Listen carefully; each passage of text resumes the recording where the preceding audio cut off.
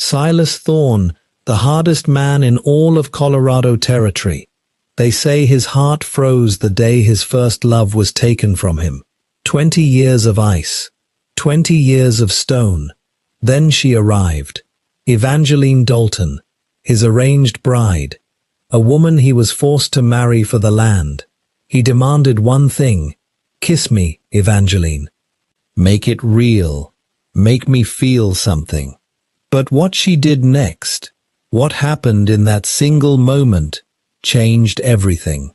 Her hand reaching for his face, a flash of unexpected tenderness, the question that will consume you. Can a gesture of mercy crack a man's armor forever? And what price will they both pay when his past catches up? Don't miss how this virgin bride melted the coldest heart in the West. Subscribe now before the next part drops, because Silas Thorne's secrets are about to destroy them both. The kiss never happened. That was the thing Silas Thorne couldn't stop thinking about as he stood alone in the kitchen of Thornywood Ranch at 5 in the morning, coffee going cold in his hands. Evangeline had raised her fingers to his face, and he'd felt something stir behind his ribs, something dangerous and alive. Then she'd pulled back, not in fear, not in refusal, in something worse, pity. He'd turned away without a word, walked out into the darkness. That was 16 hours ago. The ranch was already moving. He could hear the hands working the corrals, the sound of hooves on hard ground, the creak of fence posts being reset. This was what Silas lived for, the work. The endless, brutal routine that kept his mind occupied, and his hands too full to remember what it felt like to want something he couldn't control. He was a man of 42 years who'd forgotten how to be soft. It was a deliberate choice, not a curse, though most people in Crimson Ridge saw it as both. They told stories about Silas Thorne, the hired guns who'd tried to take his land and never left on their own, the banker in Denver who'd tried to foreclose and found his office burned to nothing but ash, the woman from back east who'd come to be his mistress and left after one night, swearing she'd glimpsed something in his eyes that wasn't entirely human. None of it was entirely true. But Silas had never bothered correcting anyone. The truth was too long, too painful, and it gave people too much ammunition. He poured the cold coffee down the sink and started again. His movements were economical, precise. No wasted motion, no wasted feeling. That was how you survived in a place that ate weakness for breakfast. You became harder than the world that tried to break you. You made yourself into something that couldn't be touched. His ranch hand, Cody, knocked on the kitchen door around 6. Young man, maybe 25, all nervous energy and respect. He never quite looked Silas in the eye, which was exactly how Silas preferred it. "Fence on the north pasture is down again," Cody said. "Looks like someone cut it deliberate this time." Not a storm. Silas set down his cup. That was the 3rd time this month. Someone was testing him, seeing how far they could push before he pushed back. He'd learned early that showing weakness invited predators. In this territory, predators came in many forms. Some rode horses. Some wore suits and worked for the railroad. "Saddle Storm," he said, referring to the black mare that was the only thing in this world that didn't fear him. "We're riding out." Cody nodded and disappeared. Silas stood at the window, looking out over land that had taken everything to build. 20 years of work. 20 years of grinding out each day like he was punishing himself. Because he was. The last time he'd let himself feel anything, it had gotten someone killed. Her name was Cecilia, though he'd stopped saying it aloud around the time the grief turned into something harder and sharper. They were going to get married. It was 1867, and he was just a boy then, 22, with dreams that didn't fit inside the confines of Colorado Territory. They wanted to go to California, start something new, leave the violence and the struggling behind. Raiders came through that night. They were looking for supplies and horses. Though Silas suspected now, decades later, they were looking for an excuse. There were 5 of them. He remembered their faces the way you remember nightmares. The scar on the leader's jaw, the yellow teeth of the one who laughed while everything burned. Silas had fought them. He'd been younger then, faster, meaner. He'd killed 2 of them, but there were 3 more, and he was outnumbered. And when he wouldn't tell them where Cecilia was hiding, they'd made him watch while they burned the homestead with her inside. The screaming stopped after a while. That was somehow worse than the sound itself. The silence that meant she was gone. The silence that meant he'd failed at the only thing that mattered. He'd tracked the remaining 3 raiders for 5 years. Found them one by one. What he'd done when he found them wasn't something he talked about. It wasn't something he let himself fully remember, but it had branded him, marked him. He'd come back to Colorado territory, a different man, older not just in years, but in something fundamental. The Silas Thorne, who dreamed of California and worn his love openly, had died in that fire with Cecilia. The man who rose from the ashes was harder, colder, incapable of trust. He'd built Thornywood Ranch into something vast and powerful, precisely so no one could ever take from him again. If you owned everything, if you controlled everything, if you were too dangerous to touch, then loss became impossible. That logic had held for 20 years, until the letter arrived 3 weeks ago. Evangeline Dalton was the daughter of a merchant from St. Louis. Her father owed Silas money from a bad land deal, $20,000 that represented the kind of debt that would destroy a man. The letter had come with a proposition: marry the daughter, wipe the debt clean, get a strong tie to the East Coast merchant class, at a time when the railroad was threatening to remake Colorado territory entirely. It was business, pure business. Silas had done worse things for lesser reasons. What he hadn't expected was that Evangeline would actually show up. Or that she'd be so young, 23 maybe, with eyes that hadn't learned to lie yet, and a way of moving through the world like she believed in goodness. It was almost painful to look at. It reminded him of who he used to be, which was something he'd spent 2 decades erasing.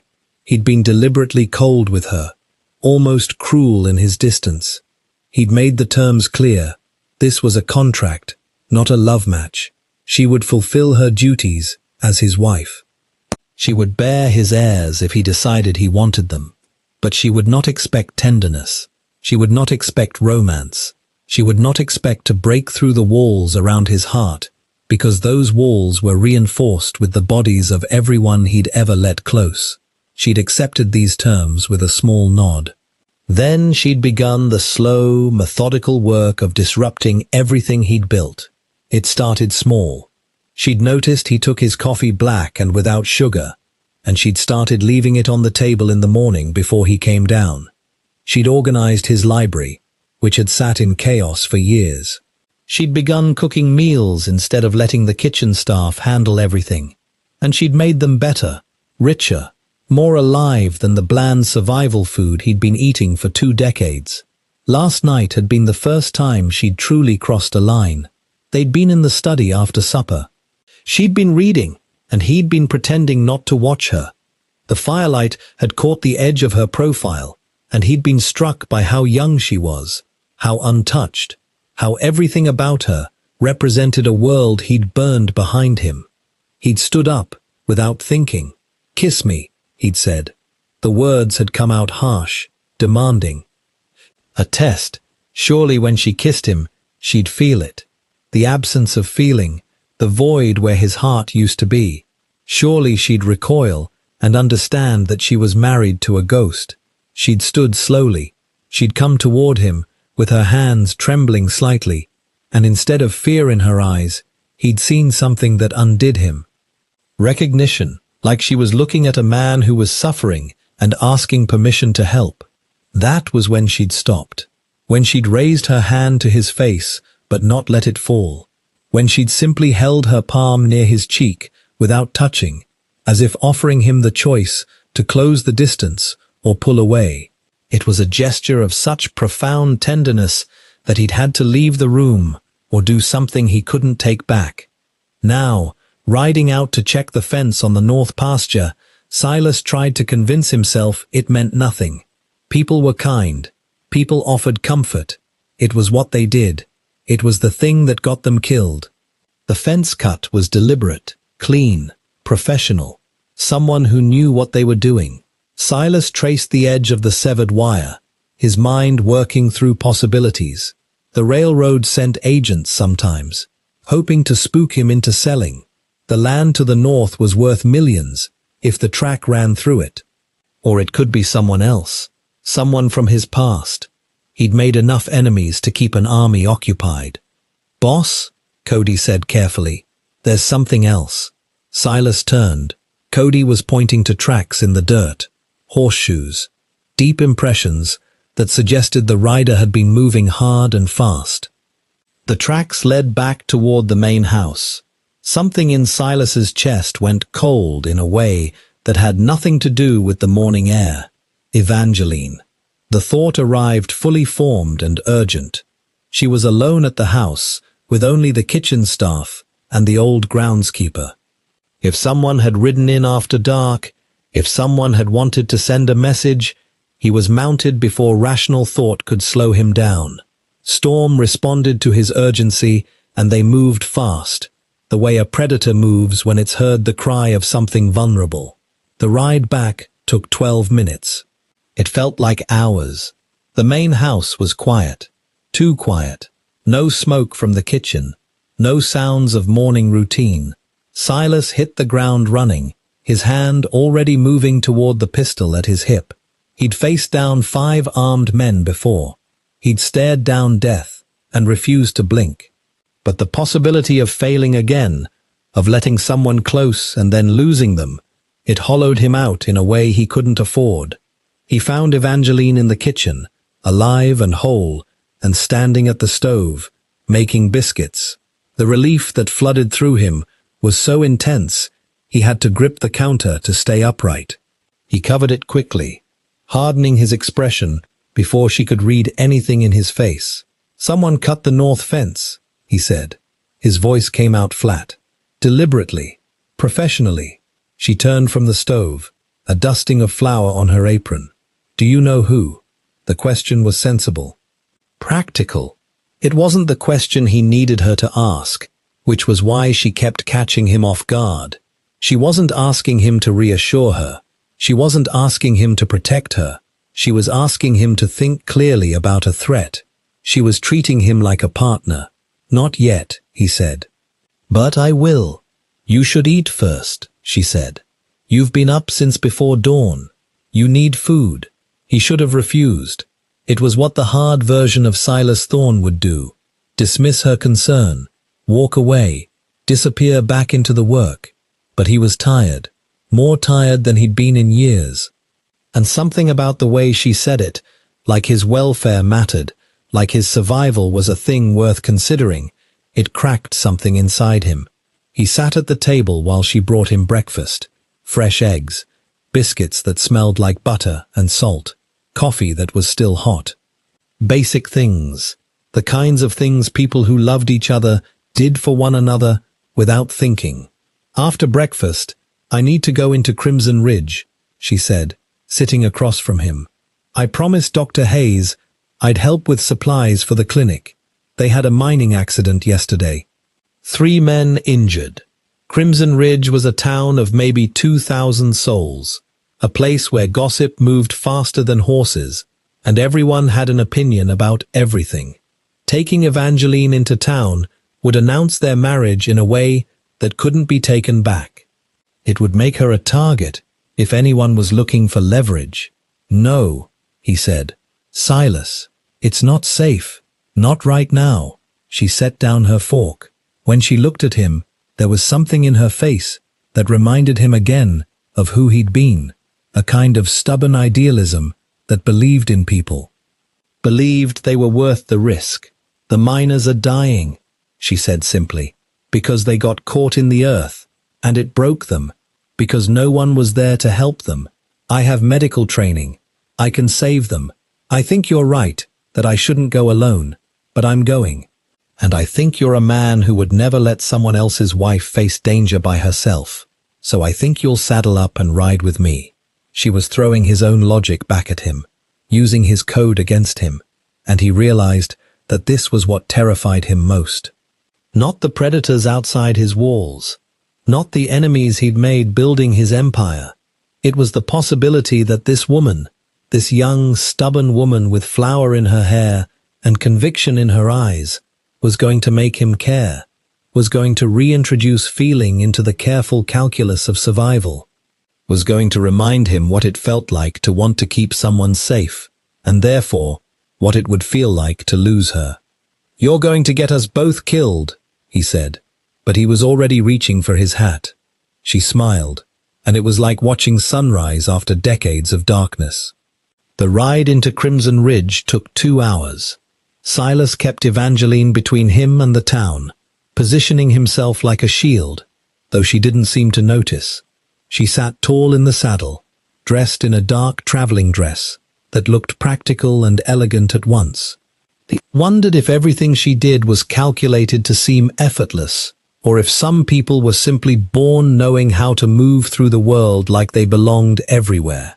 The town looked the same as it always did, weathered buildings, horses tied up outside the saloon, the mining operations running at full capacity in the hills above, sending plumes of dust into the morning air. But something felt different.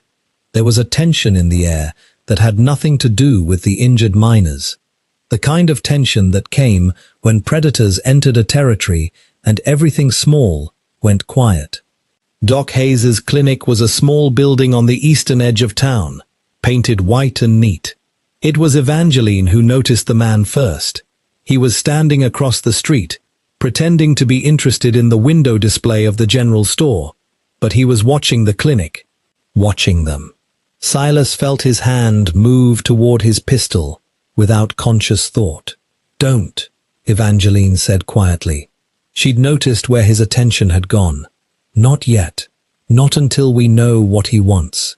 There was something in the way she said it that caught him. She wasn't afraid. She was calculating, the same way he was, which meant she understood that violence was a language, and you didn't speak it without first reading the other person's intent. He'd underestimated her before. He wouldn't do it again. They tied their horses and went inside. Dr. Margaret Hayes was a woman of 60, with grey streaking her dark hair and hands that had delivered 1,000 babies and saved even more lives. She embraced Evangeline like they were sisters, not acquaintances.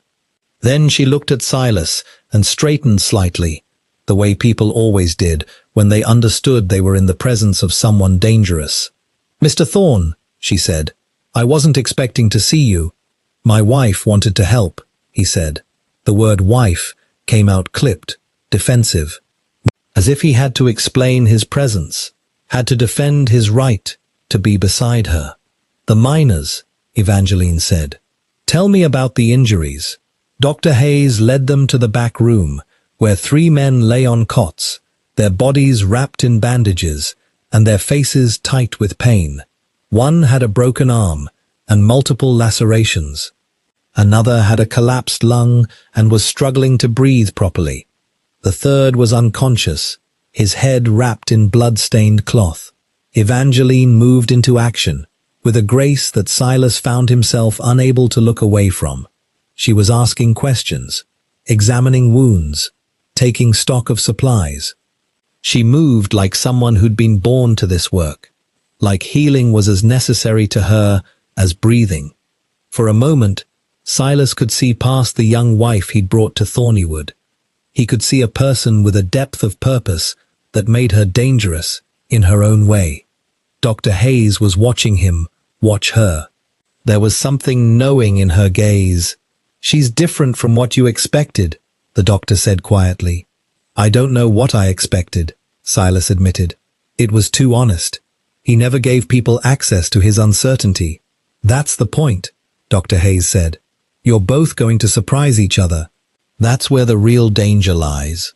Before he could respond, the front door opened. The man from across the street came in. He was tall, lean, with the kind of weathered face that came from spending years in the sun. And when his eyes found Silas, something in Silas's chest went absolutely still. He knew this face. He'd spent 5 years hunting it.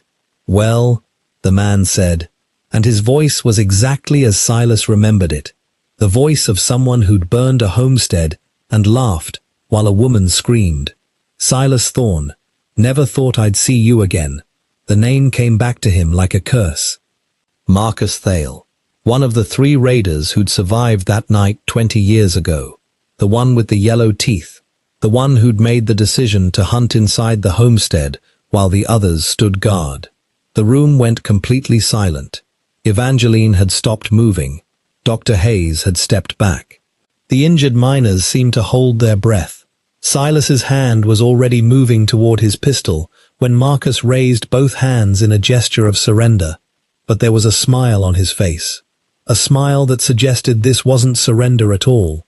It was a greeting. "Relax," Marcus said. "I'm not here to fight you. I'm here because I made a promise a long time ago, and I've finally found a way to keep it." "There's nothing you could say," Silas said, and his voice had gone completely flat. "The voice of a man who'd killed before and would kill again, that I want to hear." "Not to me," Marcus said. He looked past Silas, directly at Evangeline, but maybe to her. Everything in Silas rebelled against it. Against the idea that this man had anything to say, that he had any right to speak at all. But something in Marcus's expression wasn't predatory.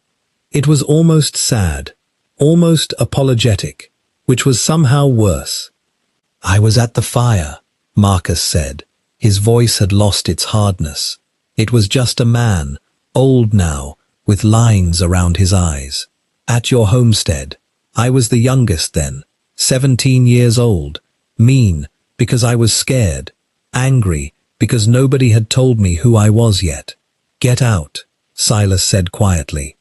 "After that night, after what we did, I rode away like the others did, but I kept thinking about her screaming, about how she never begged, about how at the end, when she knew it was over, she was praying, not for herself, for you. She was praying you wouldn't have to carry what happened." Silas's hand was shaking. He curled it into a fist. This was a tactic. This was manipulation. This was exactly the kind of thing someone would do if they wanted to break a man. "I've spent 40 years trying to outrun what I did that night," Marcus continued. "I've built a life I'm not ashamed of. I have a wife, I have children, I have a grandchild. And every single day, I think about a woman I never met, praying for a man I was trying to kill. Every single day, I carry it. Your guilt," Silas said, "isn't something I have to absolve." "I know," Marcus said, "but I've come to realize that the only way I'm ever going to let it go is to tell you the truth about that night. About what really happened. Because I don't think you know. I don't think you've ever let yourself know." The temperature in the room seemed to drop. Evangeline had moved closer to Silas. He could feel her presence at his back like an anchor. "The fire wasn't about robbery," Marcus said. "We were sent. There was a man who wanted you dead. Your father's business partner. A man named Caleb Morse. He couldn't beat your father in legitimate business, so he decided to eliminate you. You were supposed to die that night, Silas. And Cecilia was collateral damage. She was never the target." The words landed like stones. Silas felt the architecture of his understanding shift. The violence he'd built his life around, the enemies he'd hunted, the walls he'd constructed to keep the world at bay, all of it was built on a foundation that might not have been solid. "Why would you tell me this?" Silas heard himself ask. "Because Caleb Morse's grandson is now in control of the railroad expansion, moving through Colorado territory, and because he's been asking questions about you. He wants to know if you're still dangerous. He wants to know if you're still angry. He wants to know if you're vulnerable now. and I think he's planning to finish what his grandfather started." Before anyone could respond, there was the sound of horses outside. Multiple horses. The kind of sound that meant an armed group arriving with purpose. Marcus moved toward the window and swore quietly. "They followed me," he said. "I wasn't careful. I was too focused on finding you, telling you the truth, and I wasn't careful about whether anyone was following." Silas was already moving. He positioned himself in front of Evangeline, though she grabbed his arm. "We need to leave," she said. "There's a back way out. Dr. Hayes showed it to me. There's a horse at the rear entrance." "There are at least 6 of them," Silas said coldly. 6 riders, with rifles." "Then you're at a disadvantage," Evangeline said. "It wasn't a question. We need to think like they're not trying to kill you. They're trying to capture you. They want you alive for some reason, which means we have a window. We use it." Marcus was watching them both. "She's right," he said. "They want you. They want to put you somewhere public. Make an example. Morse's grandson is playing political games now. This is about control, not just revenge." The first shot came through the window before anyone could move. Glass shattered. One of the injured miners cried out. Dr. Hayes was already moving toward the back door, gesturing for them to follow. Silas grabbed Evangeline's hand. It was small, trembling slightly, but her grip was firm. She wasn't panicking. She was focused, intense. In this moment, she wasn't the merchant's daughter. She was something else entirely. They ran for the back entrance, with Marcus behind them. The horses were exactly where Evangeline had said they'd be. Silas threw her up into the saddle and mounted behind her, one arm around her waist, to steady her as gunshots erupted around them. The riders gave chase as they rode hard for the open country north of town. There were 6 of them, just as Evangeline had assessed. Armed and angry, but they weren't killers. They were hired muscle, which meant they had limits. Silas pushed Storm harder, feeling Evangeline lean back into him for balance. They rode toward the high country, toward terrain he knew intimately, and these men clearly didn't. The sound of hoofbeats faded as the distance between them grew. By the time they reached the foothills, the pursuit had stopped. They didn't slow down until the town disappeared behind them entirely. When Silas finally pulled Storm to a halt, they were alone in a canyon with nothing but rock and sky around them. Evangeline was breathing hard, but her hands were steady as she turned to face him. "Who was that man?" she asked. "Someone from my past," Silas said. "Someone I've spent 20 years trying to kill. But he wasn't your enemy." "No," Silas admitted. "It seems he wasn't." Evangeline looked out over the landscape, at the vast emptiness of the territory that had raised and hardened him. "So all that anger, all that violence you've built yourself around, was based on a lie. It wasn't a question. It was a realization, and it was hitting her the same way it was hitting him. The ground beneath his entire existence had just shifted. My father is still dead, Silas said. Cecilia is still dead. The violence was still real. But the purpose was wrong, Evangeline said. She turned back to him, and there was something in her face that looked like grief. Not for him. For the years he'd lost, for the man he might have been if he'd known the truth. We need to go back. No, Silas said. It's not safe. It's never going to be safe, she said. That's what I'm understanding. The danger isn't going to disappear if we run. It's just going to follow us. So we might as well face it. We might as well find out what Caleb Morse's grandson really wants and why he's so interested in a man he's never even met. Behind them, the sun was starting to sink toward the western horizon. In the distance, they could see the smoke from Crimson Ridge's fires.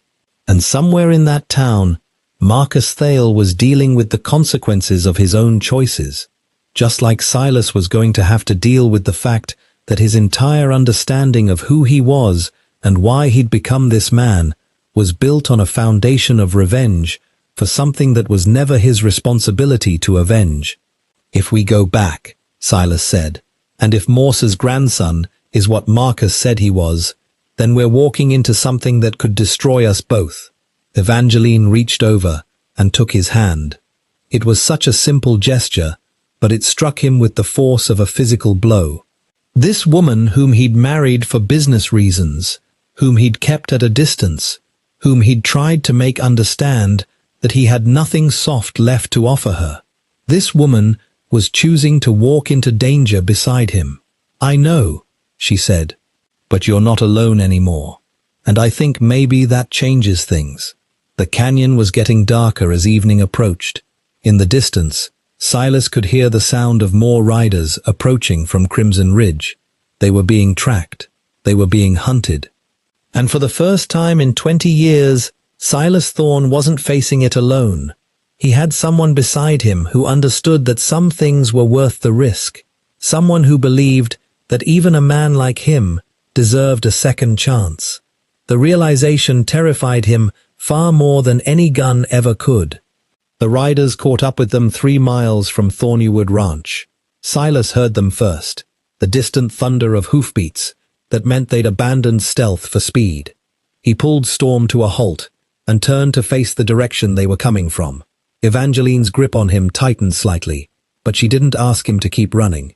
She understood now that running only prolonged the inevitable. Sometimes you had to turn and face what was hunting you. There were 8 riders this time, more than at the clinic, which meant Morse's grandson had decided this needed to be finished quickly and without witnesses. They formed a semicircle at a distance, blocking the road back to the ranch. The man at the center was younger than Silas expected, maybe 35, with the kind of confident bearing that came from inherited wealth and unlimited resources. He wore expensive clothes that looked wrong against the backdrop of the frontier. Everything about him screamed, East Coast businessman playing cowboy. "Silas Thorne," the man called out. His voice was smooth, educated, the kind of voice that had never had to strain to be heard. "I'm Randolph Morse. I'm sure you've heard my family name." Silas didn't respond. He kept his hand away from his pistol, kept his body language open but ready. Every muscle was coiled, every breath was measured. "My grandfather wanted you dead," Randolph continued. He was enjoying this. Silas could see it in the way he smiled. But he was a crude man. He thought violence was the only language worth speaking. "I've learned that there are subtler ways to destroy a man, ways that hurt far more than a bullet ever could." "What do you want?" Evangeline asked. Her voice was steady, which was remarkable, given that she was sitting on a horse with 6 armed riders, surrounding them, and a man with nothing left to lose. Randolph's attention shifted to her. His expression changed slightly, became more calculating. Ah, the wife, the young, beautiful wife that Thorne brought into his cold and terrible home. How romantic, how desperate. "Tell me, Mrs. Thorne, do you know what kind of man you've married? Do you know how many people have suffered because of him?" "I know enough," Evangeline said. There was something sharp in her voice now, something that cut through his condescension. "I know that your family killed his father. I know that your grandfather murdered the woman he loved. I know that you're here because you're afraid of him, and fear makes men do stupid things." For a moment, Randolph's expression darkened.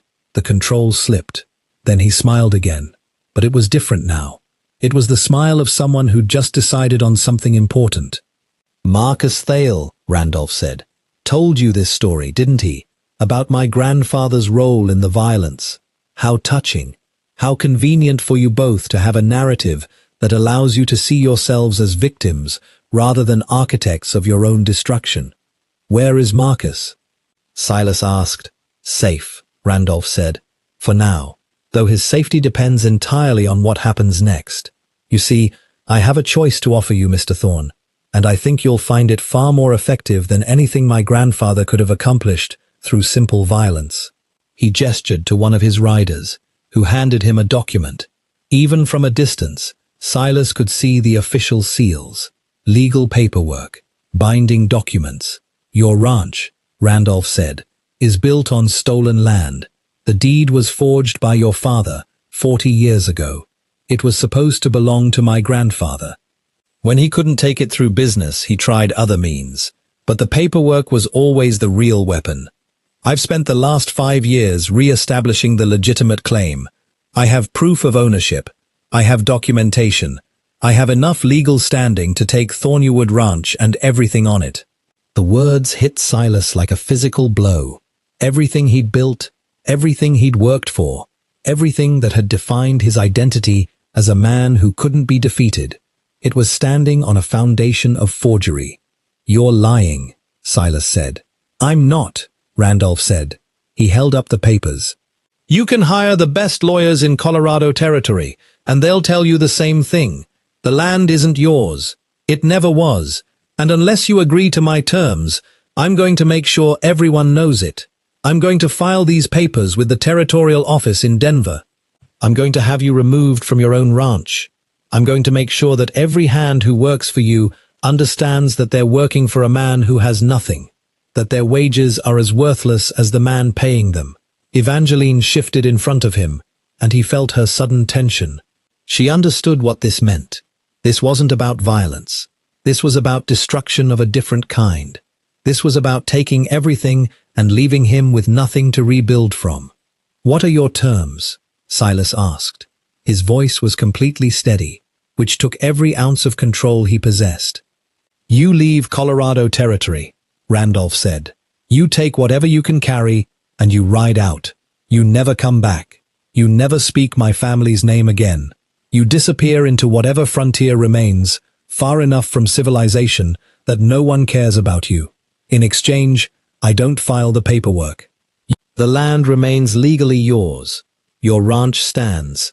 Your empire remains intact, at least for the people who don't know the truth." "And Marcus?" Evangeline asked. "Marcus gets to live out his retirement in peace," Randolph said. "He was useful in bringing you the information. He's served his purpose.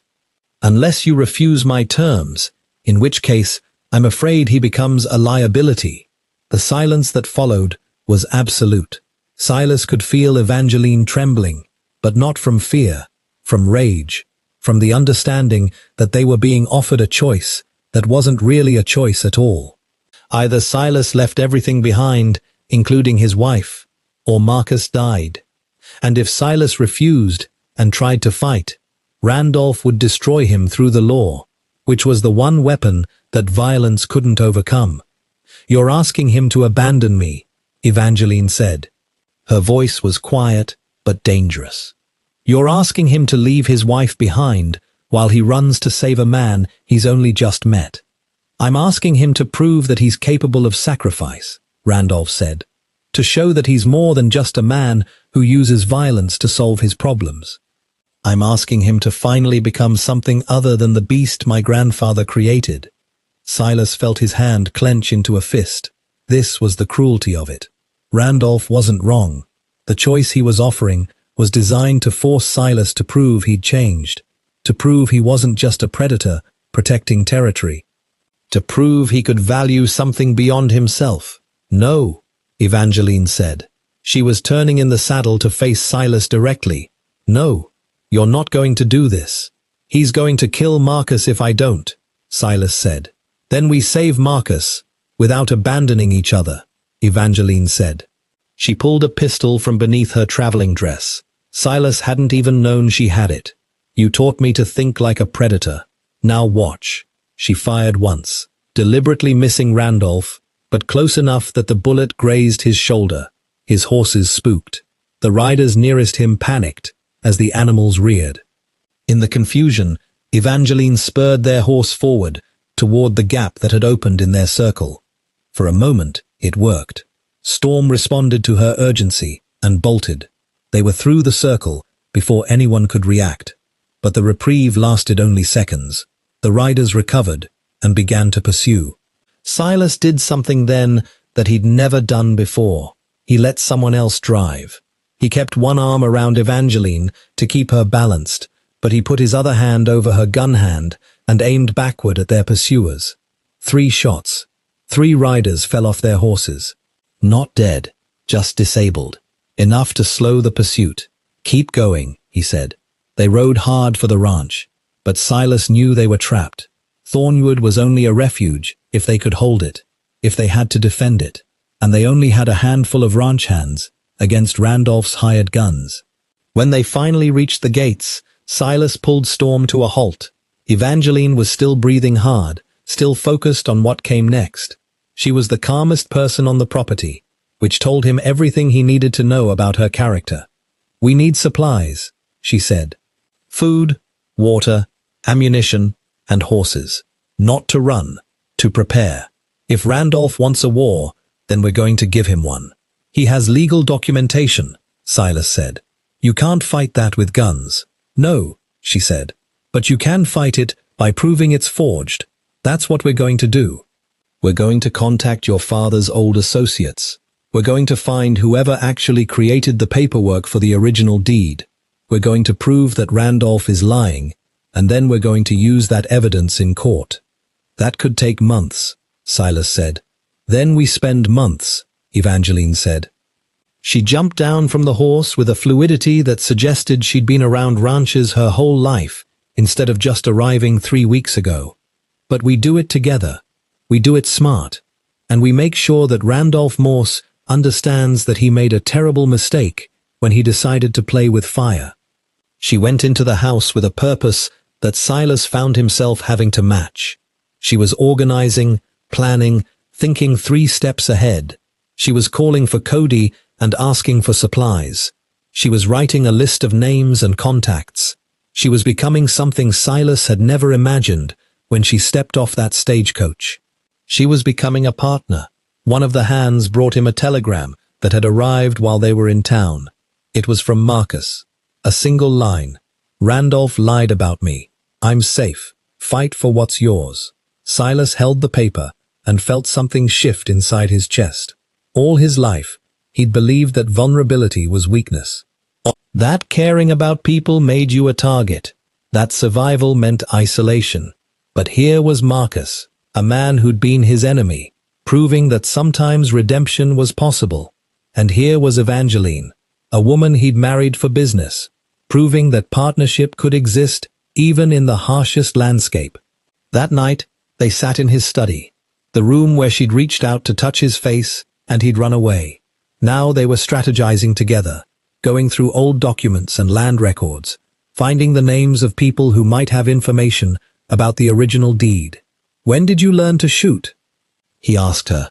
"My father thought I should learn to protect myself," she said. "He built his business in rough places. He wanted his daughter to understand that beauty wasn't enough, that sometimes you had to be practical and dangerous all at once." "You're not what I expected," Silas admitted. "Neither are you," she said. She looked at him across the papers scattered on the desk between them. "I expected a man who was completely closed off, but you're not. You're just a man who was hurt so badly that you built walls to survive. The difference is that walls can come down." "If they come down," Silas said, "and something happens to you, then I'll have lived completely," Evangeline said. "Instead of being a ghost in your house, slowly fading into nothing. That's the choice we're making here, Silas. We're choosing to be fully alive, which means we're choosing to risk everything." He reached across the desk and took her hand. The touch was different now than it had been before. It was no longer a demand or a test. It was simply 2 people acknowledging that they were no longer alone. "Randolph is going to come back," Silas said. "He's going to escalate." "I know," Evangeline said. "But he made a mistake. He showed us his hand. He showed us that he's playing a game where the rules are clear and the weapons are legal documents and testimony. That's a game we can win.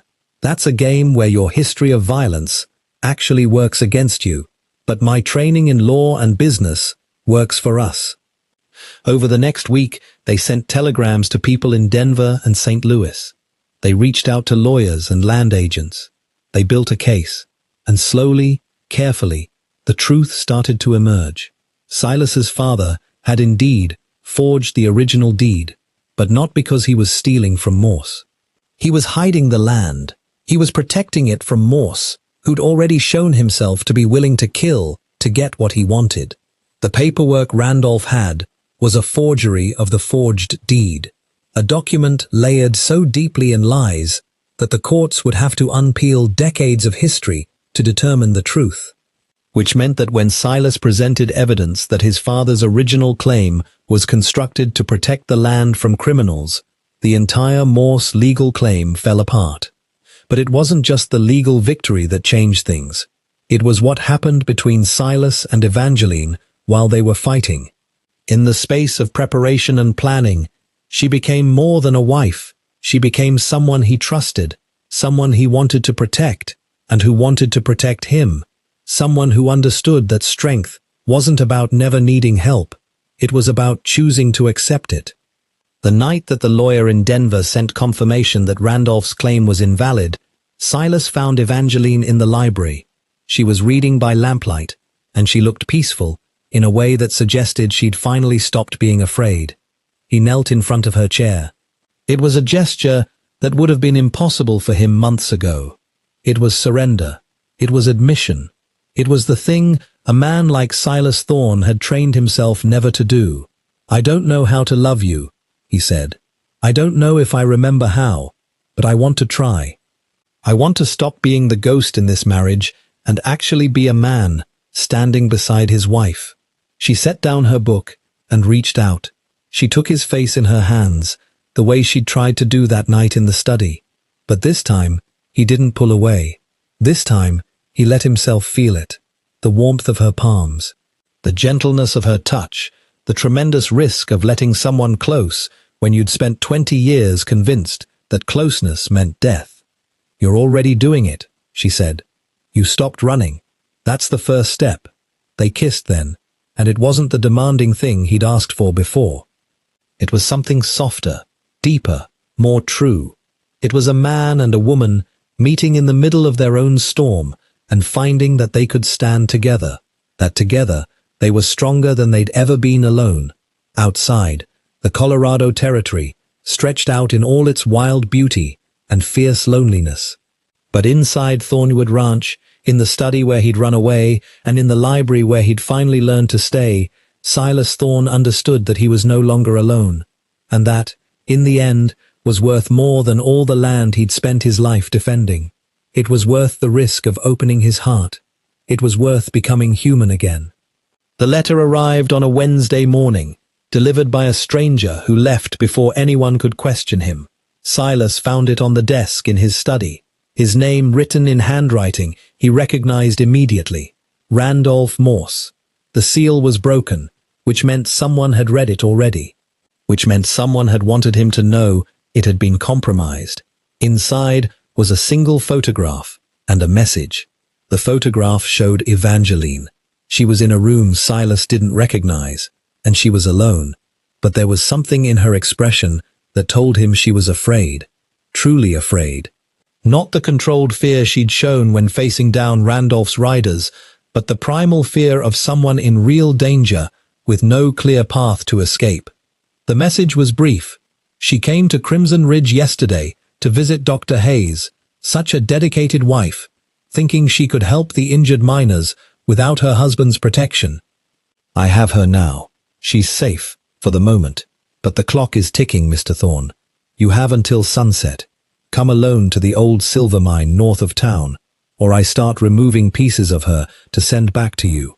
One finger at a time, one ear at a time. I want you to understand what it means to lose someone. I want you to carry the weight of knowing it was your fault for letting her get close to you. Everything after that moment existed in a strange, fractured state. Silas remembered standing very still. He remembered the room feeling like it was spinning. He remembered the overwhelming need to move, to act, to do something violent and immediate. But he also remembered something else. He remembered Evangeline's voice. We're choosing to be fully alive, which means we're choosing to risk everything. She'd walked into danger, not because he'd forced her, because she'd chosen to, because she believed in the work she was doing, in helping the miners, in being more than just a man's wife hiding behind his walls. He called for Cody and the ranch hands. He told them to saddle every horse, to arm themselves, to prepare for what was coming. But even as he gave the orders, Silas knew this was exactly what Randolph wanted. He wanted Silas to come with rage and violence. He wanted Silas to revert to being the predator, the killer, the man who solved problems by leaving bodies in his wake. That was the trap. That was the test. Silas went to the stable and saddled Storm alone. He loaded a rifle and checked his pistols. He did all the things a man like him had been trained to do. But as he prepared, something else was happening inside his chest. A battle. A war between the man he'd been and the man he'd become. The man he'd been would have ridden to that mine with 6 hands and 6 guns. He would have burned the whole place down looking for Randolph. He would have left nothing standing. It was what the Silas of a year ago would have done without hesitation. But that Silas was gone. He'd started dying the moment Evangeline stepped off that stagecoach. He'd started dying the night she'd reached out to touch his face. He'd started dying every single day since then, as she showed him that vulnerability wasn't weakness, that love wasn't a death sentence, that a man could choose to be something other than his wounds. The problem was that the new Silas didn't know how to fight this kind of battle. The new Silas wanted to ride alone, wanted to use his mind instead of his gun, wanted to outthink Randolph instead of outgun him. But the new Silas was terrified. He rode to Crimson Ridge anyway, but not directly to the mine. He went to Dr. Hayes' clinic first. The doctor was waiting for him, as if she'd somehow known he would come. He took her yesterday morning, Dr. Hayes said, without preamble. She'd come to check on the injured miners. Randolph's men were waiting. She didn't even try to fight them. She just went quietly, which told me everything I needed to know about her understanding of what was happening. Did he hurt her? Silas asked. The words came out barely above a whisper. Not yet, Dr. Hayes said. But he will. He's not doing this for ransom or leverage anymore. He's doing this because he's decided that destroying you requires destroying what you love. And he's right about one thing. The best way to destroy a man like you is to make him believe he's caused the suffering of someone he cares about. I shouldn't have let her come into town, Silas said. You couldn't have stopped her, Dr. Hayes said. She's not a possession. She's not a thing you control. She's a person with her own agency and her own choices. And she chose to come here knowing the risk. That's not your failure. That's her courage. But it didn't feel like courage. It felt like his fault. It felt like everything he'd feared had finally come to pass. He'd let someone close, and now Randolph was going to make him pay for it by hurting her. Silas rode to the silver mine as the sun started its descent toward the western horizon. The mine had been abandoned for years, ever since the veins ran dry and the companies moved their operations elsewhere. It was perfect for Randolph's purposes. Isolated, enclosed, a place where screams wouldn't carry to anyone who could help. Randolph was waiting outside the entrance, dressed in expensive clothes that looked absurd against the backdrop of weathered rock and dying light. He was alone, which should have been Silas's first warning. It meant he was either very confident or very stupid, or both. You came alone, Randolph said. I'm impressed. I thought you might try something clever. I thought you might bring men and guns, but you came alone. That tells me you understand what's at stake. Where is she? Silas asked. Inside, in the deepest chamber. She's cold and she's frightened, but she's alive. For now. Randolph stepped aside, gesturing to the mine entrance. Go to her. Take as long as you need. Comfort her. Tell her you love her.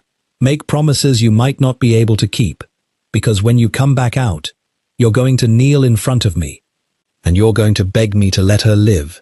You're going to surrender everything, your ranch, your name, your dignity, all of it.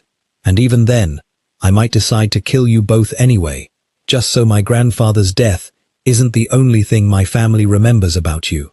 Silas felt the rage building like a storm inside his chest. It was hot and immediate and all-consuming. It was the rage of a predator who'd had his mate taken. It was the rage that had driven him for 20 years, and it would destroy him if he let it. He walked into the mine. The darkness inside was absolute. Silas had to move slowly, feeling his way along the walls. The air was cold and damp, and smelled of minerals and decay. This was a place designed to break people. It was designed to isolate them from everything they knew. It was the kind of place where fear became a living thing. He found Evangeline in the deepest chamber. She was sitting on a wooden crate, her dress torn and dirty, her hair loose around her shoulders. When she saw him, her expression shifted from despair to something else. Relief. Not for herself, for him. "He wanted you to come alone," she said. "It wasn't a question." "I know," Silas said. He helped her to her feet and wrapped his coat around her shoulders. "He's going to kill us," she said. Her voice was steady, but her hands were trembling. "I don't think he ever intended to let us leave this place alive. This was about revenge, about making you suffer the way his family suffered." "I know," Silas said again. "So what are we going to do?" she asked. Silas looked at this woman who'd walked into danger, knowing the cost, who'd faced down a man with nothing but her courage and her conviction that some things were worth dying for. And he understood, finally, what love actually meant. It meant choosing to be vulnerable, even when vulnerability meant death. It meant choosing to trust another person's strength when your own had failed you. "We're going to walk out of this mine," Silas said, "and we're going to face him together." They walked back toward the entrance, toward the fading light of day. Randolph was still waiting, his expression confident and cruel. He had a pistol in his hand, though he wasn't pointing it at anything. Yet. "Well," Randolph said, "did you have a nice reunion? Did you tell her goodbye? Because now it's time for you to kneel." Silas stopped a few feet away from him. Evangeline was beside him, her hand in his. In that moment, with the sun dying behind the mountains and the wind carrying the smell of the high country, Silas made a choice. It was a choice that went against everything he'd taught himself to believe. It was a choice that would either save them or destroy them. He didn't kneel. Instead, he spoke. "Your grandfather burned my homestead," Silas said. "He killed the woman I loved. He murdered my father. He shaped my entire life with his violence. And I spent 20 years trying to respond to that violence, with more violence. I spent 20 years becoming the monster that revenge created. I hunted your grandfather's associates. I destroyed people who had nothing to do with what happened to me. I became exactly the kind of predator your family was afraid of." Randolph's finger tightened on the trigger. "You're wasting your last words." "No," Silas said. "I'm using them the way I should have used them years ago. To tell you the truth is that your grandfather's violence didn't make me stronger. It made me weaker. It made me incapable of love. It made me a ghost, pretending to be a man. And I was content to be that ghost. I was content to let it continue." He looked at Evangeline. She was watching him with tears streaming down her face, but her expression was proud. She understood what he was doing. She understood that this was the moment where he finally let go of the past. "Then she came," Silas continued, "and she showed me that there was another way. She showed me that strength isn't about never being hurt. It's about choosing to open your heart despite knowing that you can be hurt. And when you tried to take her from me, when you tried to use her to break me the way your grandfather tried to break me, something happened that I didn't expect." "What?" Randolph demanded. "I stopped being afraid," Silas said. "Of you, of losing her, of becoming the man you wanted me to be, because I realized that the real power isn't in violence. It's in refusing to be destroyed by it. It's in choosing love over vengeance. It's in walking out of the darkness with your hand in mine instead of a gun in your hand." Randolph shot him. The bullet caught Silas in the shoulder, spinning him backward. He felt the impact, felt the pain, but he stayed on his feet. He stayed standing beside Evangeline. He refused to fall. "You should have begged," Randolph said. His voice had cracked. There was something desperate in his face now. Something that suggested that violence was the only language he'd ever learned, and Silas had just spoken a language he couldn't understand. Before Randolph could fire again, Dr. Hayes emerged from behind the rocks. She had a rifle. She didn't shoot Randolph. She just aimed it at him with the kind of steadiness that suggested she'd fired a gun before. "He's right," Dr. Hayes said. "There are other ways to solve this, and you're going to come with me into town and face a court." You're going to answer for kidnapping and attempted murder. You're going to spend the rest of your life understanding that violence doesn't solve anything. It just creates more violence. Randolph's hand dropped. The pistol fell to the ground, and Silas realized that this was what defeat actually looked like. Not a man lying dead, not a man begging for his life, but a man understanding that his weapons had finally failed him. Silas was bleeding. The pain was real and immediate and all-consuming. But Evangeline was beside him, and she was alive, and she was looking at him like he was a man who'd just saved the world, which was laughable. He'd just saved himself. He'd finally chosen to stop being a victim of his own rage. As the sun set completely, and darkness fell over the high country, Silas Thorne held his wife, and understood, finally, what it meant to win. It wasn't about destroying your enemies. It was about refusing to be destroyed. It was about choosing, every single moment, to be better than the pain that had shaped you. It was about trusting that love could be stronger than violence, even when that love put you at risk. And as they walked back toward town, toward justice and healing, and the possibility of a future that didn't belong to the past, Silas felt something inside him shift. Not healing, not yet, but the beginning of it, the first light after a very long darkness.